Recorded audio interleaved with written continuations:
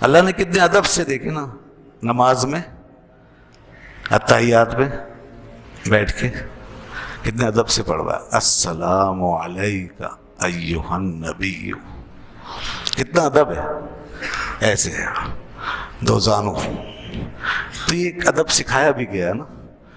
اور پھر اس میں نماز اب حضوری کا ہی نام ہے نا، حاضری کا، کس کے دربار میں حاضری ہے؟ اللہ کے دربار میں۔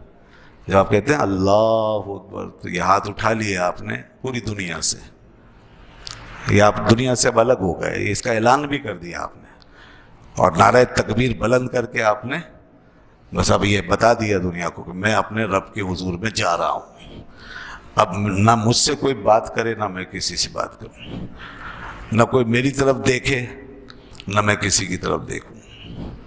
سامنے بیٹھ کے دیکھنا منع ہے نا نمازی کو، منہ کر کے اس کی طرف، تو نہ میری طرف کوئی اس طرح دیکھے، نہ کوئی میرے سامنے سے گزرے، نہ کوئی شور کرے، نہ کوئی مجھے ادھر ادھر مشغول کرے، سب ختم، نہ کوئی کھلائے نہ پلائے نہ پہنائے نہ اوڑھائے، وہ سب دنیا کے تعلقات سب ختم، اب یہ حاضر ہوگا۔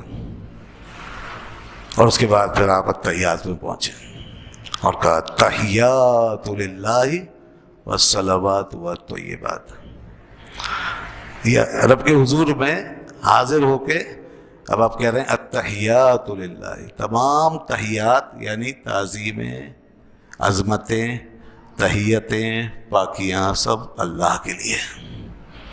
التحیات، یہ التحیات اصل میں وہ آداب ہیں جو دنیا میں بادشاہوں کو دیے جاتے ہیں، بادشاہوں کے لیے کیے جاتے ہیں، تو ہم نے کہا نہیں، سب سے زیادہ اور حقیقی طور پہ مستحق اللہ کی ذات ہے، تمام تحیات، تمام آداب اور تمام احترامات اللہ کے لیے، والصلوات، اور تمام نمازیں اور تمام عبادتیں اور تمام رحمتیں اللہ کے لیے، سب اس کے لیے، والصلوات والطیبات، اور تمام پاکیزگیاں اور تمام طہارتیں اور تمام نفیس، عمدہ، طیب، پاکیزہ کلمات اور تمام باتیں سب اللہ کے لیے، یہ اللہ کی شان، یہ اس کی بارگاہ میں حضوری ہے۔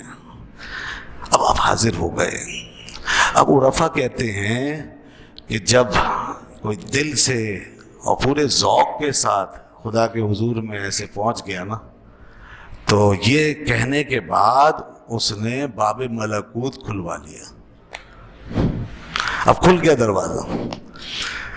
اب جو ہی دروازہ کھلا تو اندر ہی اندر اس رب ذوالجلال کے حضور میں حاضری نصیب ہو گئی، اور جو ہی وہ اس کے بارگاہ ملکوت میں اور بارگاہ قدس و جبروت میں حاضری نصیب ہوئی تو دل کو ٹھنڈک پہنچی، آنکھوں کو جلا ملی، گویا سب کچھ روشن ہونا شروع ہو گیا، اور جب سب کچھ حویدہ ہوا، روشن ہوا، تو وہی ادراک ہوگا، اسی مقام پر ادراک ہوگا، اور وہیں پہنچ کے اس راز کا پتہ چلے گا۔ کون سے راز کا؟ کہ جناب یہ جو رسائی ہوئی ہے اور یہ جو میں نے قدر و منزلت پائی ہے اور یہ جو قرب عطا ہوا ہے اور آج میں رب ذوالجلال کے حضور میں آیا ہوں، تو یہ تو سارا صدقہ ہے ذات رسالت مآب کا۔ وہی پتہ چلے گا اس بات کا پوری طرح، جو دل و جان سے حاضر ہو کے اس بارگاہ میں جب پہنچے گا تو اسے اندازہ ہوگا کہ یہ تو سب کچھ مجھے ملا ہے آپ صلی اللہ علیہ وسلم کے صدقے میں، اور آپ کی اتباع کے طفیل، آپ کی غلامی کے صدقے میں۔ اور حضرت ایک بہت بڑے بزرگ ہیں نا، وہ کیا فرماتے ہیں، امیر خسرو رحمۃ اللہ علیہ، خدا خود میر مجلس بود اندر لامکا خسرو، خدا خود میر مجلس بود اندر لامکا خسرو، محمد شم محفل بود شب جائے کہ من بودم، کہ اس مجلس میں جب ہم اس طرح پہنچے اپنی روحانیت سے، اپنی باطنی معراج سے، تو اللہ کو میر مجلس پایا، اس مجلس میں میر مجلس پایا، اس ذات کو، ذات کبریا کو، اور محمد مصطفیٰ کو شمع محفل کی طرح پایا کہ اس ذات کی، اس کی بارگاہ میں، اس ذات کی وہاں پر جو دربار ہے، جو مجلس تھی، اس میں جو شمع جل رہی تھی وہ آپ صلی اللہ علیہ وسلم کے نور کی تھی. تو بندہ جب اتحیات پڑھ کے وہاں پہنچے گا تو کسی نہ کسی درجے میں اگر وہ محسوس کرے تو یہ پائے گا کہ مجھے جو کچھ ملا ہے وہ اس ذات کے طفیل ملا ہے. تو بس یہی اللہ تعالیٰ نے فرمایا کہ بندے رک جا، جب تجھے اس بات کا ادراک ہو گیا کہ تو نے جو کچھ پایا ہے اس نبی کے صدقے میں پایا ہے، تو اب ادب سے میرے نبی پر سلام بھیج. تب وہاں کہتے ہیں ہم السلام علیکہ ایھا النبی ورحمۃ اللہ وبرکاتہ. یہ سلام اس طور پہ بھیجا ہے، یہ کوئی اللہ کے ساتھ شریک کر کے نہیں، اور دو خدا یا دو معبود سمجھ کے نہیں. معبود تو اللہ ہے. بس وہاں جب پہنچے تو پھر یہ معلوم ہوا کہ حضور کی شان کیا ہے، اور میرے لیے آپ کتنا بڑا وسیلہ بنے ہیں کہ آپ ہی کے صدقے میں یہ سب کچھ عطا ہوا ہے. تو نماز کہتی ہے کہ اب کہو السلام علیکہ ایھا النبی ورحمۃ اللہ وبرکاتہ. اور یوں نہ کہو کہ السلام علی النبی، کہ نبی پر سلام، یوں نہ کہو کہ ان پر سلام، بلکہ یوں کہو، انہیں مخاطب بنا کے سامنے تصور کر کے کہو اے نبی محترم آپ پر سلام.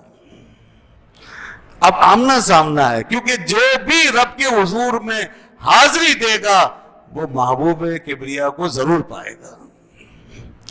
کوئی بھی ہو، ایک نمازی سے لے کر کے حاجی تک، اور کسی بھی بڑے بڑے منصب اور کسی بھی بڑے بڑے مقام تک، ایک عام مسلمان سے لے کر کامل ترین اولیاء اور اصحاب تک، جو بھی رب کے حضور میں حاضر ہے. ہماری حاضری لفظوں میں ہوئی ہے، مگر ان اہل اللہ کی حاضری فکر و نظر کی حاضری ہے، قلب و باطن کی حاضری ہے، مشاہدہ اور مکاشفہ کی حاضری ہے، کہ وہ باقاعدہ اس کو ملاحظہ کر رہے ہیں کہ محمد شم محفل بود شب جائے کہ من بودم صلی اللہ علیہ وآلہ وسلم.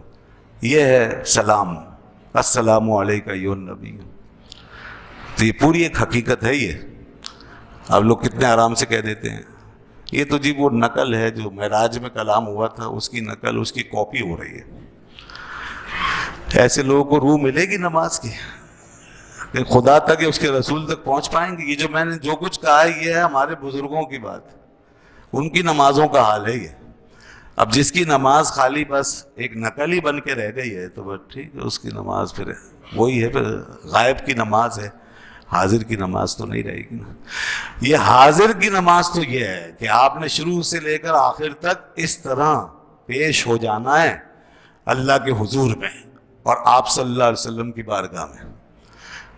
اور واضح کرنے کے لیے میں حضرت امام غزالی رحمۃ اللہ علیہ کا حوالہ دے دوں. احیاء العلوم کتاب امام غزالی رحمۃ اللہ علیہ کی مشہور ہے. انہوں نے یہاں پر خاص طور پہ اس موقع پہ فرمایا وَأَحْضِرْ فِي قَلْبِكَ النَّبِيَّ صلی اللہ علیہ وسلم وَشَخْصَهُ. اور جب اس مقام پہ پہنچیں تو نبی صلی اللہ علیہ وسلم کو اپنے دل میں حاضر سمجھو اور آپ کی شخصیت کو اپنے سامنے، اور اس طرح تصور کر کے پھر آپ پہ سلام بھیجو السلام علیکہ ایھا النبی. تو یہ ہے وہ ادب. پھر السلام علینا وعلی عباد اللہ الصالحین، پورا کر لیں اس کو. تو یہ ادب ہمیں بتایا ہے نماز میں.